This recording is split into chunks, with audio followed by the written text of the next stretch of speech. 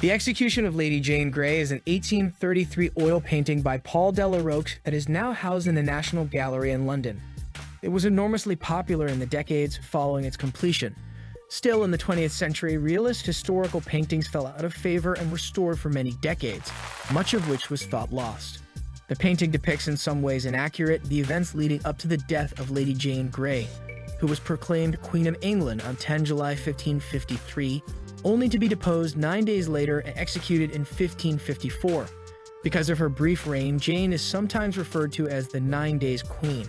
So what was the thing making you awkward watching the painting? Lady Jane Grey was Henry VII's great-granddaughter and King Edward VI's cousin. When Edward VI made his will, he named Jane and her male heirs the crown's successors. He made this decision because his half-sister Mary was a devout Roman Catholic, whereas Jane was a devout Protestant. As a result, Edward VI declared his half-sisters Mary and Elizabeth illegitimate in his will and removed them from the line of succession. Jane was proclaimed queen after Edward's death in 1553 at the age of 15 and awaited coronation in the Tower of London. Meanwhile, support for Mary, the late king's half-sister, grew and most of Jane's supporters deserted her. The Privy Council of England abruptly reversed its position and proclaimed Mary as queen, deposing Jane.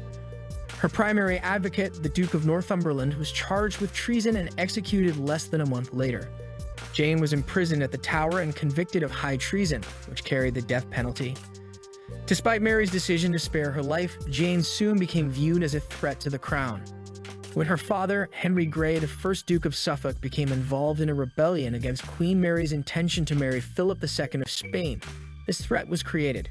As a result, Jane and her husband were executed in 1554, just 7 months after being crowned queen. The story. DELAROCHE painted Lady Jane's execution nearly 300 years later in 1833 using contemporary historical sources to help him depict it accurately, and that's the reason it felt awkward, as the execution was terrible. DELAROCHE's reputation in the Paris Salon had been built on large, realistic depictions of famous events from the previous centuries. However, despite the artist's familiarity with painting historical narratives, some aspects of the painting must be corrected. The painting depicts Jane blindfolded being helped to lay her head on the block for the executioner. Her outstretched hand reaches down uncertainly for the block. She is aided by key actors with the two women's expressions and gestures of grief and despair, the Lieutenant of Man identified as John Brydges, 1st Baron Chandos. At the time of Jane's execution, Chandos was a lieutenant of the Tower. Jane was attended by ladies-in-waiting while imprisoned in the Tower, one of whom was her infant nursemaid. The painting depicts two ladies-in-waiting, both of whom are distraught about the upcoming event. The execution was carried out in the open air on Tower Green, a section of the Tower of London grounds where Henry VIII's wives Anne Boleyn and Catherine Howard had been executed. The painting suggests that DELAROCHE was unfamiliar with this aspect of the event and built the location based on his historical knowledge of other similar events, or that he chose to use a great deal of artistic license. The execution is depicted on a raised wooden platform, similar to those used for the executions of royalty and nobility during the French Revolution. The platform's edge can be seen draped with a black cloth across the image's foreground. The handrail of stairs descends at the back of the pictorial space, and the tops of two weapons indicate the presence of guards. DELAROCHE was probably aware that William of Normandy founded the Tower of London. Two stout Norman columns with cushion capitals, a blind arcade, and a large chevron arch form a backdrop indicative of the site's antiquity in the painting. On the other hand, the buildings in the Tower of London span many monarchs' reigns. In fact, the execution took place outside the Chapel of Peter ad Vincula, built by Henry VIII, not William the Conqueror, and thus in style nearly 500 years later than the architecture depicted in the painting. The setting and lighting make it difficult to determine whether the artist intended to give the impression that the scene was taking place outside or inside a building. The architectural features depicted can be found in Norman structures, interiors and exteriors. The upper part of the painting is dark, implying an interior, while the light that bathes the central figure is daylight.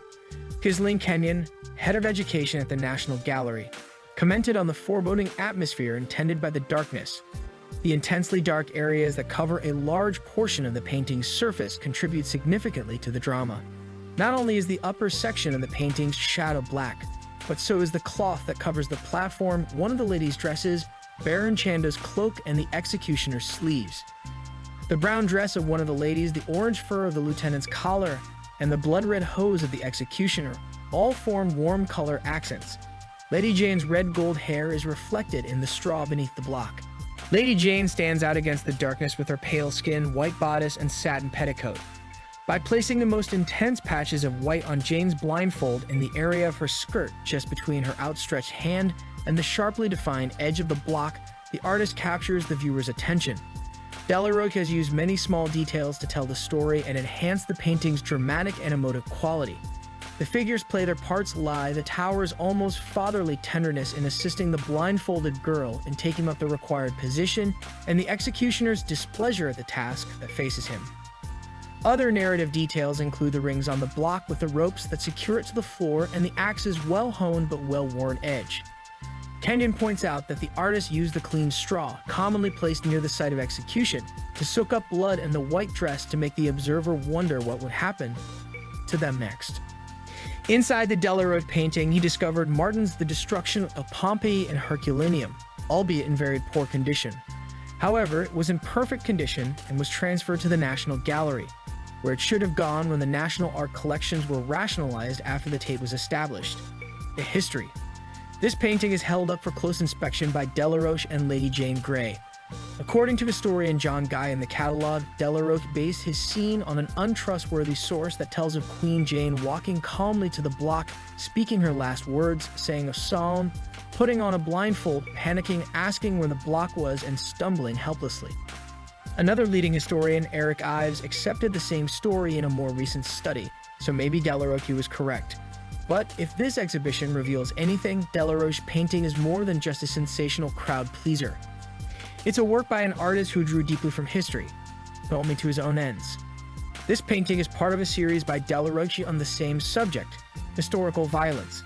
The young princes in the tower await their fate while Oliver Cromwell contemplates the body of Charles I. But why did these long-ago English deaths matter to DELAROCHE in 1830s France? The answer can be found in DELAROCHE's later paintings, where he no longer hides his true theme. He depicts Marie Antoinette on her way to the guillotine and Girondin liberals in the French Revolution receiving word that they will be executed. So it's clear that when DELAROCHE shocked the Paris public in the 1830s, he indirectly presented them with the mayhem of their recent revolution. Lady Jane Grey's death had occurred centuries before. It provided a safe space for contemplation, allowing onlookers to reflect on the cruelty of history. It continues to do so, despite being dismissed by critics as silly or mawkish. It is one of the National's most popular paintings. This exhibition demonstrates DELAROCHE's coherent and disturbing vision of history. It was as pitiful to him as ravens tearing up rabbits on the grass of Tower Green, where Lady Jane took her final walk. What do you think of this painting? Share your thoughts in the comments. Please like this video and subscribe to our for more videos like this. Thanks for watching.